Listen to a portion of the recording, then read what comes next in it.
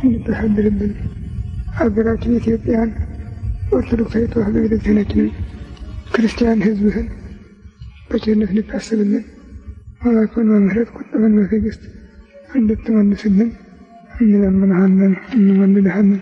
ክብር ምስጋና ለአብ ለወልድ ለመንፈስ ቅዱስ ይሁን ዛሬም ዘወትርም ለዘላለሙ አሜን። አባታችን ሆይ በሰማይ የምትኖር ስምህ ይቀደስ፣ መንግሥትህ ትምጣ፣ ፈቃድህ በሰማይ እንዲሁም እንድትሆን የዕለት ምግባችንን ዛሬ በደላችንን ይቅር በለን እኛን የበደሉንን ይቅር በለን፣ አቤቱ ወደ ፈተና አታግባን ከክፉ አድነን እንጂ መንግሥት ያንተ ናት፣ ኃይል ምስጋና ለዘላለሙ። እመቤታችን ቅድስት ድንግል ማርያም በመልአኩ ቅዱስ ገብርኤል ሰላምታ ሰላም እንልሻለን። በሐሳብሽ ድንግል ነሽ፣ በሥጋሽም ድንግል ነሽ። የአሸናፊ የእግዚአብሔር እናት ሰላምታ ላንቺ ይገባል። ከሴቶችም በተለይተሽ የተወደድሽ ማኅፀንሽ የፍሬ ኢየሱስ ክርስቶስ እናት ናት። ጸጋን የተሞላሽ ደስ ይበልሽ፣ እግዚአብሔር ከአንቺ ጋር ነውና ከተወደደው ልጅሽ ከጌታችን ከመድኃኒታችን ከኢየሱስ ክርስቶስ ምሕረትን ለምኝልን ኃጢአታችንን ያስተሰርይልን ለዘላለሙ አሜን። ኢየሱስ ክርስቶስ በከመ በሳህልከ ወምሕረትከ ስረይ ኃጢአቴ ወኃጢአተ ኩሉ ሕዝብ። ጌታዬ ኢየሱስ ክርስቶስ እንደ ይቅርታህ እንደ ቸርነትህ ብዛት የእኔንም የሕዝብህንም ኃጢአት አስተስርይ። በማወቅ ባለማወቅ በማሰብ በምሕረት በመናገር የተፈጸመውን ሁሉ እግዚአብሔር ይፍታ። እግዚአብሔር ይባርክልን።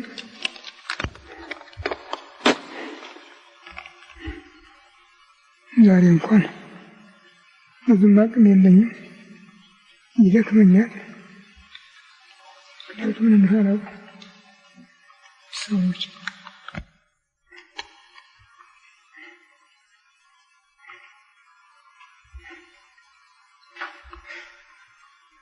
ሰኔ 16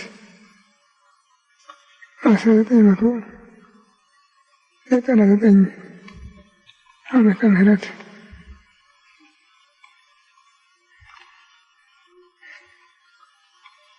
በቤተ ክርስቲያናችን ባህል መሰረት የዓመት ወሮችና ቀኖች ለምስጋና የሚከፋፈሉበት ስርዓት አለ እና ከዘመን መለወጫ ጀምሮ ከእስከ እያለ መንገድ እየሰጠ ይመራል። ያንን ተከትሎ ነው የመዝሙርና የምስጋና ስርዓት የሚከታተለው የሚፈጸመው። የቅዳሴ ስርዓት ግን ዕለታትን ነው እንጂ ብዙ ጊዜ ያንን ላይከተል ይችላል።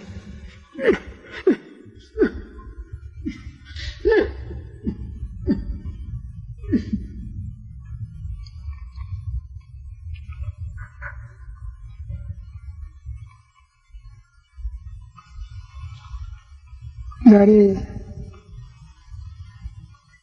አዲስ ዘማሪዎች ተነስተው የኢትዮጵያን ቤተክርስቲያን ተረክበዋታል እና ሴቱ ወንዱ የሚጨፍርበት መዝሙር ግለቱን ከፕሮቴስታንት ተውሶ ንቅናቄውን ደግሞ ከአርቲስቶች ተበድሮ የሚሰራበት ነው። ነባሩ የኢትዮጵያ ቤተክርስቲያን የምስጋና ክፍል ግን በጠቅላላ ምስጢረ መንግሥተ ሰማያትን እንጂ ምድራዊ ነገር ላይ አይነካም። በዚያም ቢመጣ ምስጢረ መንግሥተ ሰማያትን ነው እንዲያውም በቅርብ የማይገኙ 81 መጽሐፍ ተብለው ከሚቆጠሩት ውስጥ የሚገኙትን ታላላቅ መጽሐፍት ያሬድ ይቀስማቸዋል እና ስራ ይሰራባቸዋል። በተለይ ስለ እመቤታችን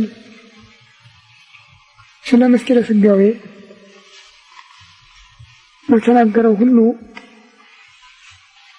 እጅግ በጣም ጥልቅ ረቂቅ ቋንቋ ነው ያለው። ዛሬ ያ ነገር ተወርሮ ተጥሎ ታጥፎ ዕቃ ቤት ውሏል።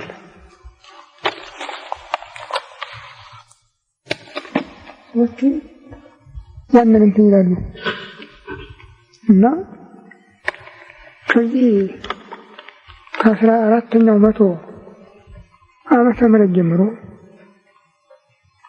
ብዙ ደራሲዎች እየተነሱ የራሳቸውን ፍላጎት ብቻ በማስፋፋት በመሄዳቸው መጽሐፉ ሁሉ በመልካ መልክ ብቻ ተወረሰ። በዚህ ብቻ ተወረሰ። ያንኑ ደግሞ አንዱ የጻፈውን አንዱ እየፋቀ አንዱ እየሰረዘ እየደለዘ እንደያደረገ በየገዳማቱ ያሉትን አድባራት የታሪክ መጻሕፍት እንዳልነበሩ አደረጓቸው። እንኳን በኋላ የመጡት ትርፎቹ መጻሕፍት ዋናዎቹ እንኳን ብሉይ ሐዲስ የሚባሉት ሳይቀሩ ብራናው አንዱ ከአንዱ አይገጥምም። አንዱ ሌላ ነው፣ አንዱ ሌላ ነው። በግድ ነው እኛ በዚህ በ54 በ55 ዓመተ ምህረት አዲስ ኪዳንን ማሰባሰብ ስንሞክር ስንት መጽሐፍት አገናኝተን ነው የሰራ ነው የነበረ። ዛሬ ደግሞ እንደገና እሱ እየፈረሰ ነው። በኢትዮጵያ በስጋዊውም በመንፈሳዊውም የአቅሙን ሰርቶ መሄድ ብቻ አይደለም የሚታየው፣ የነበረውን አፍርሶ መሄድ።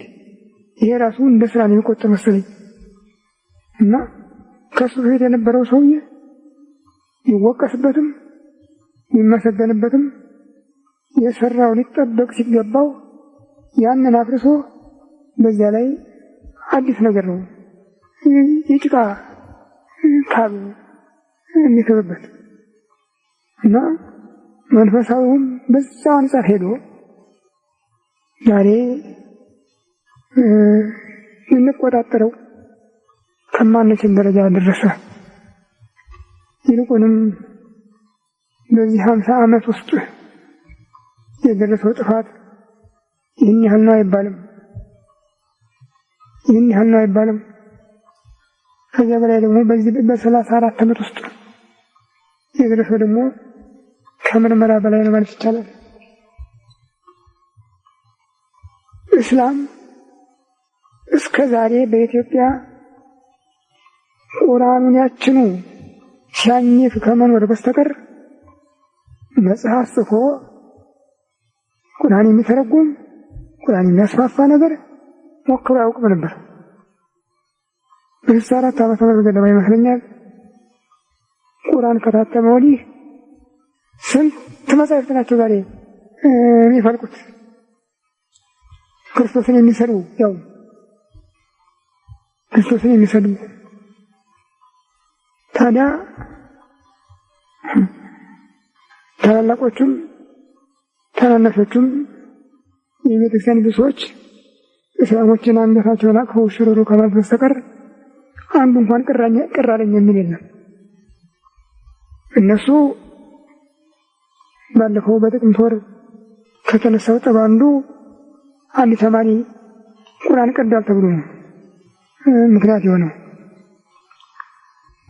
አንድ ተማሪ ቢያጠፋ የመላው ህዝበ ክርስቲያን እንደፈሰሰ እንዲፈስ ተፈረደበት እና ይሄ ከጊዜ ወደ ጊዜ እየመጣ የቤተ ክርስቲያኒቱን መሰረት እያናጋ ነው። አሁን ማታ ማታ በየቤተ ክርስቲያኑ ጩኸቱ ይነጉዳል። መንፈሳዊ ቃና የለውም ዜማው። መንፈሳዊ ቃና ይሄ ነው የሚባል ነገር የለውም። ዝም ብሎ ይነጉዳል። ሌላው ግን የቀደመውም የቅዱስ ያሬድ የተከተለውም የእነ አባ ጊዮርጊስ ዜማ ድሮ እኔ እንጃ የአዲስ አበባ እንደ ከ6 ሰዓት ጀምሮ በየአድባራቱ ደውሉ አያቋርጥም ነበር። ዛሬ ግን ምንም ጭጭ የሚል ነገር የለም። እሻ እንደተባሉ ያህል ነው የማይሆን ይህ ነው የደረስነው እንጂ የያሬድን መጻሕፍት የሚያህሉ መጻሕፍት በዓለም የሉም። ሃይማኖታዊ መጻሕፍት በዓለም የሉም። መጻሕፍትነታቸው ብቻ አይደለም አጠቃለው መገኘታቸው ነው ዋናው።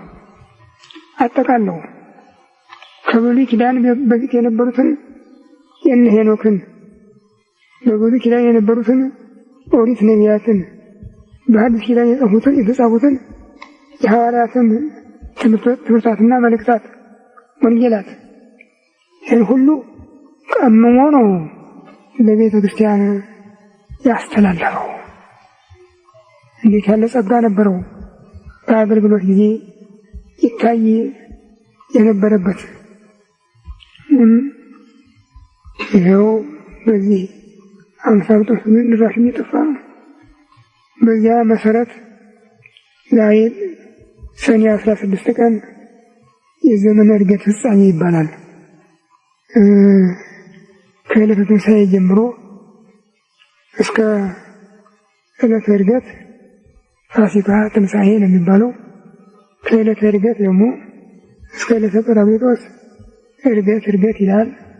ከዚያ ቀጥሎ ደግሞ እስከ ሰኔ 19 ይደርሳል። አንዳንድ ጊዜ በቁጥር ሁኔታ፣ በመሰረቱ ግን እስከ ሰኔ 16 ቀን ዕርገት ነው እና በየጊዜው ውስጥ የሚነገረው አምላክ ሰው መሆኑ፣ ሰው ሆኖ በዚህ ዓለም ተመላልሶ አስተምሮ ተሰቅሎ ሞቶ ዓለሙን አድኖ ወደ ሰማይ ማድረጉ፣ ወደፊትም ደግሞ በሙታንና በሕያዋን ሊፈርድ የሚመጣ መሆኑን የሚገልጽ ትምህርት ነው።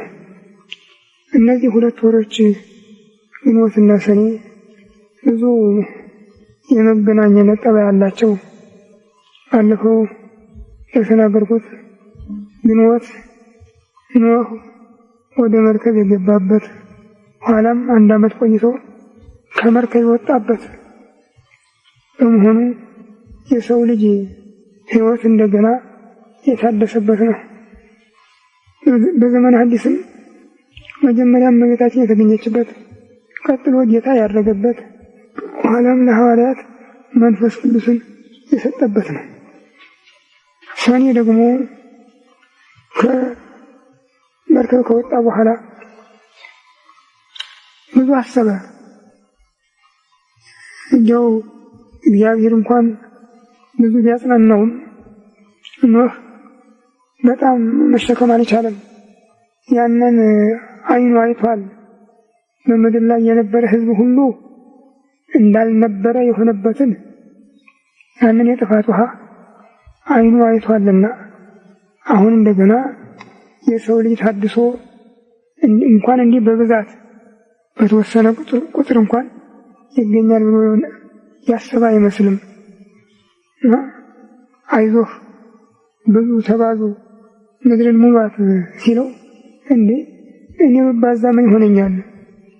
የእኔ ልጆች ኃጢአት መስራታቸውን ላይተው አንተ ሁልጊዜ ፈርደህ ታጠፋቸው ነው ያለው።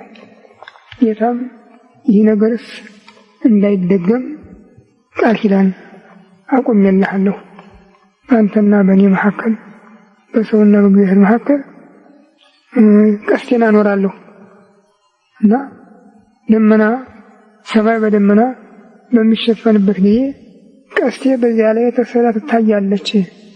ምንም ሰው በደለኛ ወንጀለኛ ቢሆንም እኔ ቀስቴን አያለሁ፣ የሰውን ልጅም ጨርሶ ከምድረ ገጽ ላላጠፋ ምሕረቴን አስባለሁ ብሎታል። ከኖህ ወደ መርከብ ከመግባቱ በፊት እንዲህ የሚያስደነግጥ የሚያስደምም ሰማይን ጨለማ የሸፈነ ደመና አይታየም ነበረ። በዝናብ ጊዜ ነጭ ጉም አይነት ደመና ነው እና ዝናቡም ደግሞ ከባድ ሳይሆን እንደው እንደ ጤፍ አይነት የሆነ ሙሉ የሚረጭ ነበረ። ያ አሁን ይኑር አይኑር አላውቅም።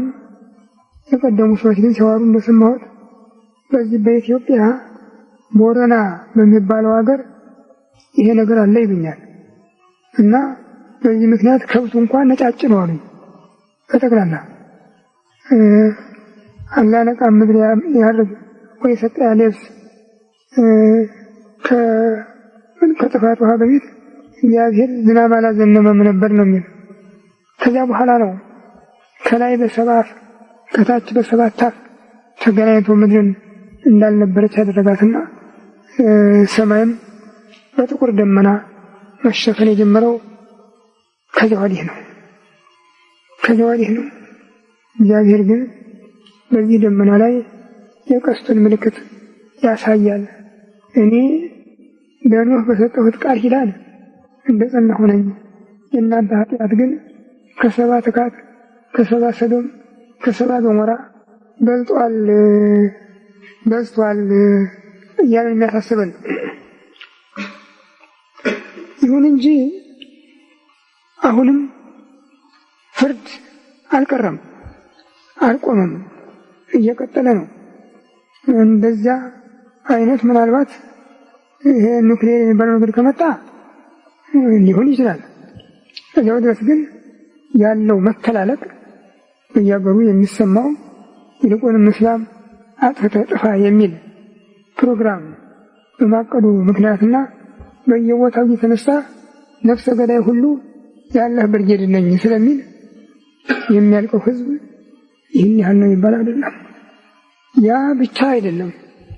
ክርስቲያኑ ሕዝብ ደግሞ ውስጡን ለራሱ ክብር ለራሱ ጥቅም ብቻ እንትን ብሎ ከካቶሊክ ቤተክርስቲያን ጀምሮ በየራሱ ከግሪክ ከፕሮቴስታንት ሌላም እንዲያውም በጣም የሚያስደንቅ ነው። ዳን ብራውን የተባለ ሰው የጻፈው መጽሐፍ አንድ ቀን አንድ ሰው ፍኛይቼ አለቀስኩ። በእውነት በኢትዮጵያ እንዲህ ያለ መጽሐፍ ሲገባ ማየት የሚያስደነግጥ ነገር ነው። መቼም አለቀስኩኝ። ከካቶሊክ የተገነጠለ መነኮሳት ባዮች የሚያራምዱት ነው። የሚገርም ነገር ነው እኮ የዝሙት ማህበር እና ጨካኙ ዲያብሎስ ስንኩሉ ቅዱስ ነው አዝማችሁ። ስንኩሉ ቅዱስ እንዲህ የሚል ነው። ኦፍሳዴ ይሉታል። ያ ታትሞ ኢትዮጵያ ገብቷል። እኔ ምንም መናገር አልችልም። እሱን ይሄ ሰዓሊ የሚባለው ትልቅ የዓለም አስደናቂ ስዕል አለ የሚባለው እሱ የፈጠረው ነው የሚባል ከእሱ የተገኘ ነው የሚባል የእሱን ሀሳብ ተረጉማለሁ ባይ ነው። ምን አይነት መራራ ትምህርት ወደ ኢትዮጵያ እየገባ እየተስፋፋም ነው። እንደዚህ ነው እኔ ይህንን መጽሐፍ ስለ እመቤታችን ያዘጋጀሁት። እንዲያው አባቶች አልተገኙምና ቢሆንም ባይሆንም ካለው አቅሜ ወይቲኒ አባትን በጽናታ ይላል ጌታ በሚያስተምርበት ስፍራ ብዙ ሰዎች ሙዳየ ምጽዋት ያስገቡ ነበር እና ባለጸጎች አቅማቸው የፈቀደውን ያስገቡ ነበር። አንዲት መበለት ግን 10 ሳንቲም ነው ያስገባቸው። ወይቲኒ አባትን በጽናታ ካላት ያችን አስገባች እና እኔም ከዚህ ካለኝ የደንቆሮ እውቀቴ ጊዜው ላይ ከደረስኩኝ ችግሩ ላይ ከደረስኩኝ የችግሩ ተካፋይ ከሆንኩኝ እሱ እዚህ ጠርቶ ካስገባኝ በኋላ አንድ ነገር ትቼ ልሂድ ብዬ ነው እንጂ በአሁኑ ጊዜ የኢትዮጵያ አወዳደቅ በተለይ መንፈሳዊው ሆነ ስጋዊው ይሄ ነው ተብሎ የሚገመት ነገር የለውም። ወንድም ከወንድሙ ተነጋግሮ የማይደማመጥበት የማይሰማማበት ጭካኔ፣ ውሸት፣ ማጭበርበር ብቻ እየተጋነነ የሚሄድበት በዚህ አይነት ህይወት ይቻላል ልትኖር አትችልም። እንጃ ምን ያህል ዘመን ምን ያህል ዓመት እንደምትቆይም አላውቅም። ምን ይሄ ነው ብዬ እንደው መናገር አልችልም። ሁኔታው ግን ሲያዩት የግድ ቀን አይመሽም እንደሚባለው ነው የማይሆን የሚመሽ መስሎ አይታየም። አንዱም ቀን ቢሆን ይሄ ሁሉ የሆነው ያ ጧትም ማታም ቀንም ሌትም እግዚአብሔር ይመሰገንበት የነበረው መዝሙር፣ ለሕዝብ ጸሎት ይቀርብበት የነበረው መዝሙር፣ መስዋዕት ይከብርበት የነበረው መዝሙር ተወርሮ ተጥሎ ቤተክርስቲያኒቱ የዘፈን ቤት ስለሆነች ነው። ምዕመናኑም እንዲያው ብቻውን ሲናገር ተቆርቋሪ ይመስላል እንጂ በቀረ ምንም እንደዚህ ሰብሰብ ብሎ ምን ብሎ ኧረ ይሄ ነገር አይሆንም የሚለው ነገር የለውም። አሁንማ እየባሰው ሄደና እንጃ እንዲያው እግዚአብሔር አደጋ ላይ እንዳይጥለን መጸለይ ይገባናል። የክርስትናን ሃይማኖት የሚያህል ሃይማኖት አልነበረም። ታዲያ አረማውያን ሳይሆኑ አይሁድም ሳይሆኑ እስላሞችም ሳይሆኑ ያጠፉት ካቶሊካና ፕሮቴስታንት ናቸው። ከነሱ ደግሞ የከፉ የኛ ሰዎች መጡ። አሁን ተሐድሶ በሚል ቋንቋ የሚገርም እኮ ነገር ነው። ከነሱ ደግሞ የከፉ የኛ ሰዎች መጡ። ከሰይጣን የባሱ ዋሾች፣ ከሰይጣን የከፉ እድረኞች፣ እንዲህ አይነት ሰዎች መጥተው ምን ሌላው እንደፈለጉ ይሁን አልፈው ተርፈው የአምላክን እናት ባይሰድቡብን እነሱ አይፈልጓት፣ አይጠጓት፣ አይተማመኑባት። ሌላው ህዝብ ቢልንባት ምን ቸገራቸው ነበር? ይሄ በጣም የሚያስጨንቅ ነገር ውስጥ ያለ ነው። እግዚአብሔር ለክርስቲያን የሰጠው ጸጋ ግን ቀላል አልነበረም። ብርሃን ወደ ዓለም መጣ፣ ወደ ወገኖቹ መጣ። ወገኖቹ ግን አልተቀበሉትም። ለተቀበሉት ግን የእግዚአብሔር ልጆች እንዲሆኑ ስልጣን ሰጣቸው። እነዚህ ከስጋ ከደማዊ ፈቃድ ከባልና ከሚስት መዋደድ የተገኙ አይደሉም፣ ከእግዚአብሔር የተወለዱ ናቸው ያለ እና ይሄ ደግሞ የሚፈጸመው በጥምቀት መሆኑን ጌታና የአይሁድ ሊቅ ኒቆዲሞስ ያደረጉት ንግግር የአይሁዱ ሊቅ እጅግ የተማረ ስለነበረ መጻሕፍትን ይመረምር ስለነበረ ትንቢቱን፣ ተስፋውን፣ ፍጻሜውን በማገናዘብ ወደ ጌታ መጥቶ መምህር አንተ ከእግዚአብሔር የመጣህ እንደሆንክ እኛ እናምናለን። እግዚአብሔር ከእሱ ጋር ካለ በስተቀር አንተ የምታደርገውን ታምራት ሊያደርግ የሚችል የለም ነው ያለው።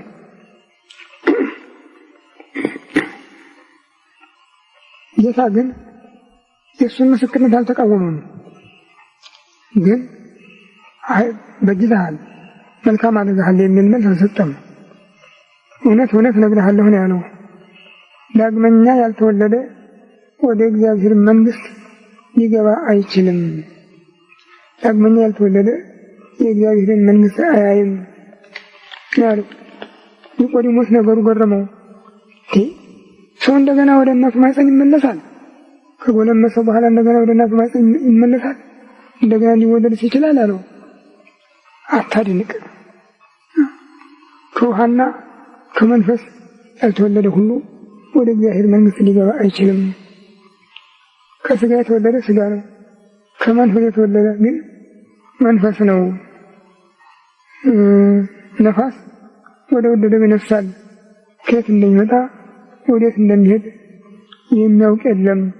ከመንፈስ ቅዱስ የሚወለዱት ልደትም እንዲሁ ነው ብሎ በክርስቶስ የሚያምን ሁሉ የሰው ልጅ ብቻ ተብሎ የሚቀር ሳይሆን እሱ ራሱን የእግዚአብሔር ልጅ ሲሆን ወልደ እጓለ እመሕያው የሰው ልጅ እንዳሰኘ እኛንም የሰው ልጅ ከመባል አልፈን የእግዚአብሔር ልጆች እንድንባል ነበረ ያበቃን። ዛሬ ግን ከዚያ ሁሉ ወርደን ከሰይጣን በታች ወድቀን ነው የምንገኘው።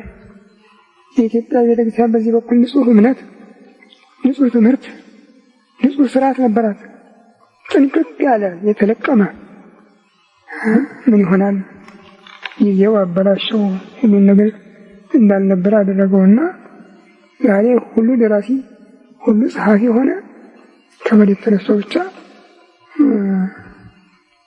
አንተ ማንህ የሚልም የለም። ኢየሱስ አምላክ ነው ወይ ብሎ ጠየቀ እስላም። ኢየሱስ እውን አምላክ ነው ወይ ብሎ ጠየቀ። አንድ መጽሐፍ ሙሉ ሰካራሙ አምላክ፣ ድሃው አምላክ፣ መጠለያ የሌለው አምላክ፣ የሰካራሞች የድሆች ወዳጅ አምላክ እያለን የጻፈው እንግዲህ ወንጌልን ሙሉ በሙሉ ነው የለወጠው ማለት ነው። አንተ ማነህ ያለ የለም። ቤተክርስቲያኒቷ አለች ሲሆን መጽሐፉን ሙሉ በሙሉ መልስ መስጠት ነበረባት። ቢታጣ ደግሞ በሕግ ማገድ ነበረባት። የራሱን እምነት የራሱን ያስተምር እንጂ አልፎ ተርፎ ሌላውን እምነት መንቀፍ አይችልም ማለት ነበረባት። አሁን ታዲያ ምን ትላለች? መቻቻል ምን ወሬ ታወራለች። መቻቻል ምን ወሬ ታወራለች። ይህ ሁሉ ትልቅ ችግር ነው። በዚህ ምክንያት የመጣውን በሽታ ስናየው በጦር የሚያልቀው ሌላ ነው፣ በረሃብ የሚያልቀው ሌላ ነው። ይሄ ኤችአይቪ የሚሉት በሽታ ደግሞ ታሪክ የማያውቀው ነገር ነው። በእውነቱ እንደማያውቀው ከሆነ ታሪክ የማያውቀው ነገር ነው። በግብጽ በፈርዖን ዘመን የነበረው ቂጥኝ የሚባል ነበር። ይሄ ደግሞ ከዚያ የከፋ የሰውን መንፈሱንም ስጋውንም አብሮ የሚያበላሽ እንዳልነበር የሚያደርግ ያ ባይሆን ስጋውን ነው ይጎዳይ ነበር። ይሄ ግን ከራሱ እስከ እግሩ ድረስ የሚመታ ነው። ከራሱ እስከ እግሩ የሚመታ ይሄ ሁሉ እንዴት መጣ? የሰው ኃጢአት ብዛት ያመጣው ነው። የሰው ኃጢአት ብዛት ያመጣው ነው። ሰው ክፉ ሆነ፣ ዋሽ ሆነ፣ አጭበርባሪ ሆነ፣ ጨካኝ ሆነ፣ ለራሱ ብቻ የሚያደላ ሆነ። እግዚአብሔርን ተወ፣ ረሳ፣ ዘነጋ። በኢትዮጵያ እግዚአብሔር ይመስገን ሲቀር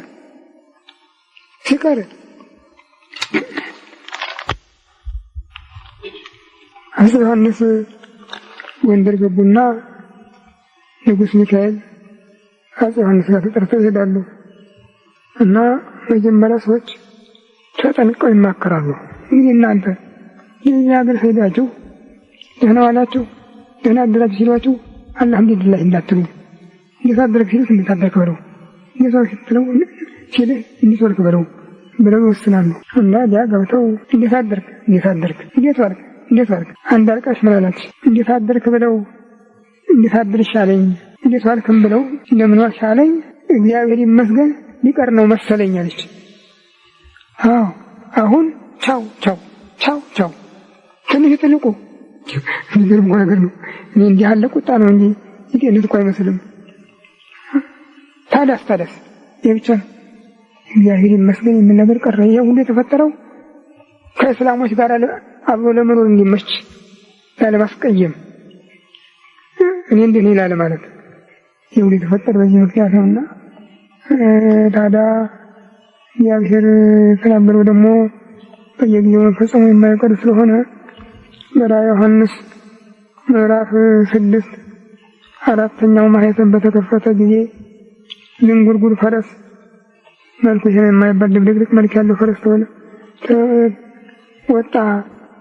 በሱ ላይም የተቀመጠው ሞት ይባላል፣ የተከተለችውም መቃብር ናት ነው የሚለው እና በዚህ ጊዜ ውስጥ ለዚያ ለሞት ዓለምን ይላል በሞት በጦርነት በረሃብ በምድር አራዊት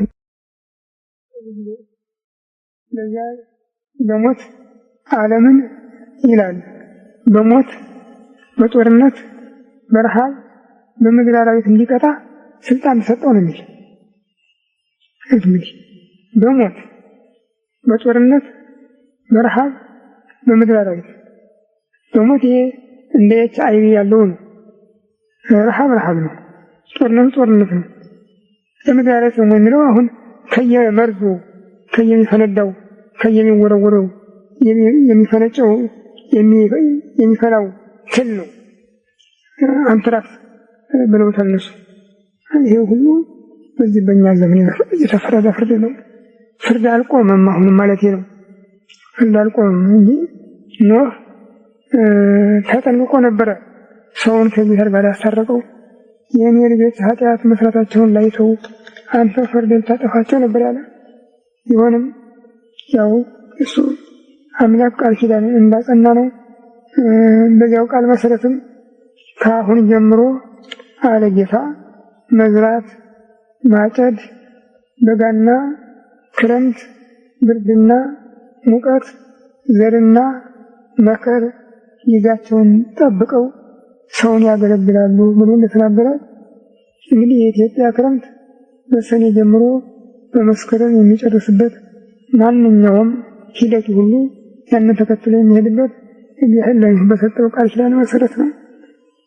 ሌላ ምንም የምንለው ነገር አይኖርም። መቼም በጸሎቱ የሚጠቅመን ሰው አላገኘንም፣ የሚያሳርቀንም አላገኘንም። እሱ በዚያ ጻድቅ ሰው በአንተ ወደ ይቅከ እሰታወት ስነኪያ ከረከብኩ በቅድሜ ጻድቀ በቅድሜ አንተን በፊቴ ጻድቅ ሆና አግኝቻለሁና አንተና ቤተሰቦችህ ወደ መርከብ ግቡ ሲል ጻድቅ ብሎ በጠራው በጻድቁ በኖህ አማላጅነት ሁላችንንም ይቅር እንዲለን ሀገራችንን ይታረቅልንና ከጥፋት እንዲያድንልን ፈቃዱ ይሁንልን። በስመ አብ ወወልድ ወመንፈስ ቅዱስ አሐዱ አምላክ አሜን። አቤቱ ቸር እግዚአብሔር አምላካችን ሆይ በዚህ ሂደት በዚህ ሰዓት በዚህ ስፍራ በቸርነትህ ስለሰበሰብከን ስብሰባችንንም በሰላም ስላስፈጸምከን ከሁሉ አስቀድሞ ቅዱስ ስምህን እናመሰግናለን። ቸር እግዚአብሔር አምላካችን ሆይ እስከ ዓለም ፍጻሜ እኔ ከእናንተ ጋር እንምልሃልና እንዳትለየን፣ እንዳትርቀን፣ እንድትታደገን፣ እንድትጠብቀን ከመከራ ሥጋ ከመከራ ነፍስ እንድትሰውረን ሀገራችን ኢትዮጵያን ኦርቶዶክሳዊ ተዋሕዶ ቤተክርስቲያናችንን ክርስቲያን ሕዝብህን በቸርነት እንድታስብልን ማዕቱና ምሕረት ቁጣውን በትዕግስት እንድትመልስልን እንለምንሃለን፣ እንወልሃለን። ክብር ምስጋና ለአንተ ለቸር አባትህ ለመንፈስ ቅዱስ ይሁን ዛሬም ዘወትርም ለዘላለሙ አሜን። አባታችን ሆይ በሰማይ የምትኖር ስምህ ይቀደስ፣ መንግሥትህ ትምጣ፣ ፈቃድህ በሰማይ እንደሆነች እንዲሁ በምድር ትሁን። የዕለት ምግባችንን ዛሬ ስጠን፣ በደላችንን ይቅር በለን እኛም የበደሉንን ይቅር እንደምንል፣ ወደ ፈተና አታግባን ከክፉ ሁሉ አድነን እንጂ መንግሥት ያንተ ናት፣ ኃይል ምስጋናም ለዘላለሙ አሜን። እመቤታችን ቅድስት ድንግል ማርያም በመልአኩ ቅዱስ ገብርኤል ሰላምታ ሰላም እልሻለሁ። በሐሳብሽ ድንግል ነሽ፣ በሥጋሽም ድንግል ነሽ። የአሸናፊው የእግዚአብሔር እናት ሆይ ሰላምታ ላንቺ ይገባሻል። ከሴቶች ሁሉ ተለይተሽ አንቺ የተባረክሽ ነሽ፣ የማኅፀንሽ ፍሬ ኢየሱስ ክርስቶስ የተባረከ ነው። ደስ ያለሽ ጸጋን የተሞላሽ እመቤቴ ሆይ እግዚአብሔር ከአንቺ ጋር ነውና ደስ ይበልሽ። ከተወደደ ልጅሽ ከጌታችን ከመድኃኒታችን ከኢየሱስ ክርስቶስ ምሕረትን ለምኝልን ኃጢአታችንን ያስተሰርይልን ለዘላለሙ አሜን። ሰላም ለኪ ሰላም ለኪ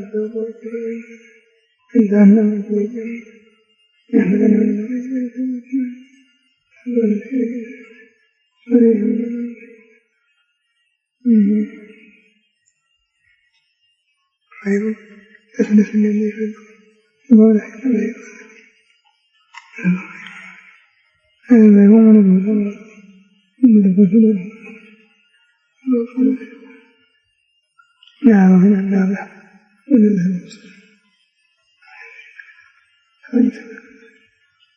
ቸሪቱ አማላጅቱ ወላዲተ አምላክ ቅድስት ድንግል ማርያም ስለ ኃጥአን ሁሉ የምታቀርቢ በአማላጅነትሽ በአብ በወልድ በመንፈስ ቅዱስ ዙፋን ፊት እኛንም ሀገራችንንም እንድታስብልን ከጥፋት እንድታድኝልን ሕዝቡ አብሪቱን ርስት ሕዝቧን አሳልፌ ሰጥቼሻለሁ ሲል በገባልሽ ቃል ኪዳን ተማጽነን እንለምንሻለን፣ እንማልድሻለን። ቸር እግዚአብሔር አምላካችን ሆይ ሀገሪቱን ርስት ሕዝቧን አሳልፌ ሰጥቼሻለሁ ባልካት በእናትህ በእመቤታችን በቅድስት ድንግል ማርያም አማላጅነት ይህችን ሀገር እንድትጠብቅልን ከጥፋት እንድታድንልን እንለምንሃለን፣ እንማልድሃለን። ክብር ምስጋና ለአንተ ለቸር አባትህ ለመንፈስ ቅዱስ ነው ዛሬም ዘወትርም ለዘላለሙ አሜን። አቡነ አባታችን ሆይ በሰማይ የምትኖር ስምህ ይቀደስ፣ መንግሥትህ ትምጣ፣ ፈቃድህ በሰማይ እንደሆነች እንዲሁም የዕለት ምግባችንን ስጠን ዛሬ፣ እኛን የበደሉንን ይቅር እንደምንል ወደ ፈተና ከክፉ አድነን እንጂ ኃይል ምስጋና ለዘላለሙ። እመቤታችን ቅድስት ድንግል ማርያም ከመልአኩ ቅዱስ ገብርኤል ሰላምታ ሰላምታ ሀሳብሽ ድንግል ነሽ፣ በሥጋሽ አሸናፊ እግዚአብሔር እናት ሰላምታ ከየተወለድሽ አንቺ የተባረክሽ ኃይል ኢየሱስ ክርስቶስ ደስ ያለሽ ጸጋን የተሞላሽ እመቤቴ ሆይ እግዚአብሔር ከአንቺ ጋር ነውና እንኳን ደስ ይበልሽ ከተወደደ ልጅሽ ከጌታችን ከመድኃኒታችን ከኢየሱስ ምሕረትን ለምኝልን ኃጢአታችንን ያስተሰርይልን ለዘላለሙ። ኦ ኢየሱስ ክርስቶስ ከመ በሳህልከ ወምሕረትከ ስረይ ኃጢአቴ ወኃጢአተ ኩሉ ሕዝብ ጌታ ኢየሱስ ክርስቶስ እንደ ይቅርታ እንደ ቸርነት ብዛት እኔንም የሕዝብህንም ኃጢአት አስተስርይ። በማወቅ ባለማወቅ በማሰብ በመፍራት በመናገር የተፈጸመውን ሁሉ ይቅርታ ይደረግልን።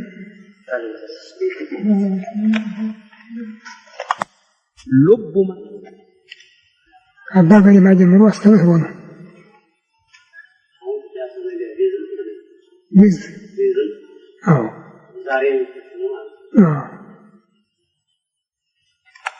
ብቻ እኔ የቄስ አስተዳዳሪ ስላልሆንኩ ይቅርታ።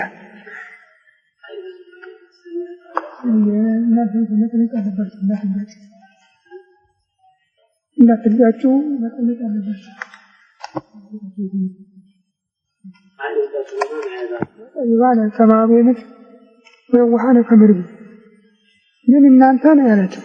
እንደ እባብ ብልሆች እንደ ርግብ የዋሆች ነው ያላቸው። በዚያው ነገዳቸው።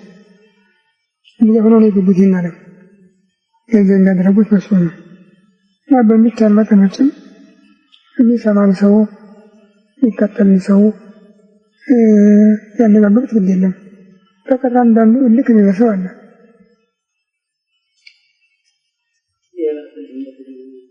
አቤት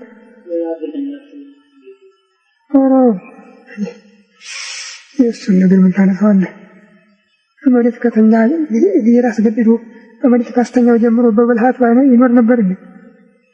እግዜር አዋርዶ ወተከወነ ከመ የጓለ ሳብሬ የግመል ጊደር ታህል ነበር እኮ የሚላት የዛ ጊዜ ቁመቷም ወርዷም ምኗም እና ያን ጊዜ እሱ የተረገምሽ ሆኜ በደረትሽ ሂጂ መሬት ብይ ብሎ ሲናገር ተጠቅላ መሬት ዋለች። ከዚያ በኋላ የሰውን እግሩን ነው መጠበቅ። የሰውን እግሩን ጠብቂ፣ እሱ ራስሽን ይጠብቃል፣ አንቺም እግሩን ትጠብቂያለሽ ነው ያላት። ምንም አደጋ ቢደርስበት እባብ ችግር ካልሆነበት በስተቀር ራሱ ላይ አያጋለጥም።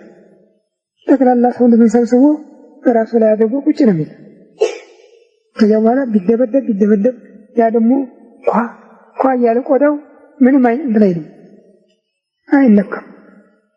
እና እስከዚህ ድረስ ነው የእባብ ብልጠት። ደግሞ እጸዘ የምትባል እንጨት አለች ይባላል፣ እንኳን አላውቅም። እና ሁለቱም ይጠቀሙባታል። ርግብም እባብ እና ፀሐይ ጥላዋ የነካው እንደሆነ እባብ ይጎዳል። ስለዚህ ጥላዋ እንዳይነካው ጧት ጧት ነው እሱ የሚበላ ፀሐይ በሚያርፍባት ጊዜ። እባብ ደግሞ እሱ ከሄደ በኋላ ይወጣል። እንዲያውም በኖህ መርከብ ውስጥ ይባላል አንድ ታሪክ።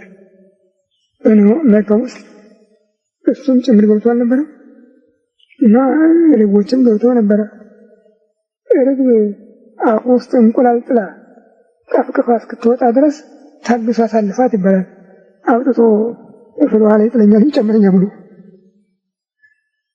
እና ኩኑ ጠይባነ ከመ አብ ወወልድ ይላል ጌታ። ሌላው ደግሞ ጠላታችን ሰይጣን ነው። እንደሱ ብልህ ሆኑ። እሱ እናንተን ለማጥፋት እንደሚጥር እናንተ ደግሞ እሱን አሸንፋችሁ ለማለፍ ታገሉ ነው የሚለን።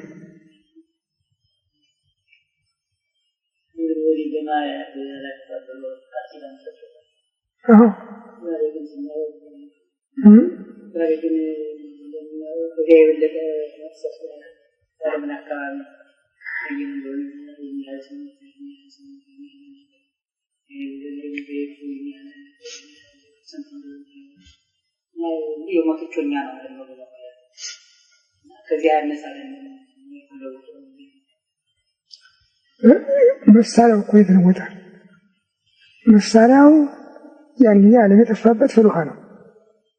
ዛሬ ግን እንደዚህ አይደለም። ልዩ ልዩ አይነት ነው። 70 ሰው የጠፉ በእሳት ነው። 70 ግብፅ የጠፉ በስጥመት ነው። ከዚያም ወዲህ ያለ ብዙ ነገር አለ እና ዛሬም ብዙ መቅሰፍት አለ። ቅጣት ይቆማል እኮ አይደለም ያለ ጌታ።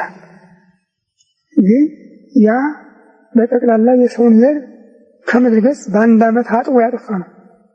በአንድ ዓመት የሰውን ዘር እንዴ! በዚህ በቅርብ ቀን እኮ ቀደም ሲል ታኅሳስ 16 ቀን ዓመተ ምህረት እንደደረሰ መሰለኝ 96 ይሆናል አላውቅም። ይሄ ሱናሚ የሚባል ነገር ተነስቶ በጠቅላላ ከእስያ እስከ አፍሪካ እስከ ሶማሊያ አልመታውም እንዴ? ምን ያህል ህዝብ እኮ ነው ያለቀ? ከ100,000 በላይ። እሱማ ቅጣቱማ መቼ ቆመ? ቅጣትማ አሁን ይለዋወጣልኝ አለ። ቅጣቱ ዳኝነት ይቀራል። ዳኝነት እኮ አይቀርም፣ ምሕረትም አለ። ባለፈው ዓመት ውስጥ በሀገራችን በድሬዳዋ የደረሰው አንድ ሀገር እንዳልነበረ ያደረገ ውሃ ከየት መጣ? ድሬዳዋ ውሃ የለም ይባላል። እንግዲህ እግዚአብሔር ካለበት አለ ያመጣው። የኦሞ ጉዳይ የኦሞ ስንት ህዝብ ነው ያለቀው? የዘንድሮስ ክረምት ምን ያመጣ እንደሆነ ማን ያውቃል? ይህ እኮ ንስሐ ብትገቡ ሁሉ ነገር ይመለሳል። ንስሐ ባትገቡ ግን ትጠፋላችሁ ነው የተነገረን። ዋናው እንትን በር ይሄ ነው፣ ንስሐ መግባት። ቢያንስ መበደል አለመበደል አንድ ነገር ነው። ያ ካልተቻለ ንስሐ መግባት። ንስሐ መግባት እንዲህ ካልን ግን መልሱ ዳኝነት ነው።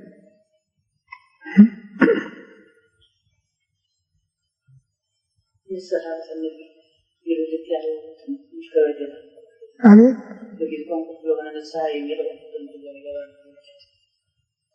ወደ ቀድሞ ኃጢአት አለመመለስ ይሄ ነው። ምንድን ነው ያለው? ያን 38 ዓመት እንደተዋንደርቆ ከአልጋ ተጣብቆ የነበረውን ድውይ አስነስቶ አልጋ ተሸክሞ ሄድ አለው። እሱ ማን እንዳዘዘው አያውቅም። ብዙ ህዝብ ይከተለው ስለነበረ ጌታ ከዚህ መካከል አንዱ ነው ድምፁን የሰማ። ያንን አልጋ ተሸክሞ ሲወርድ አይሁድ ደግሞ ዛሬ ቅዳሜ ነው አልጋ ተሸከም አይገባህም ያለ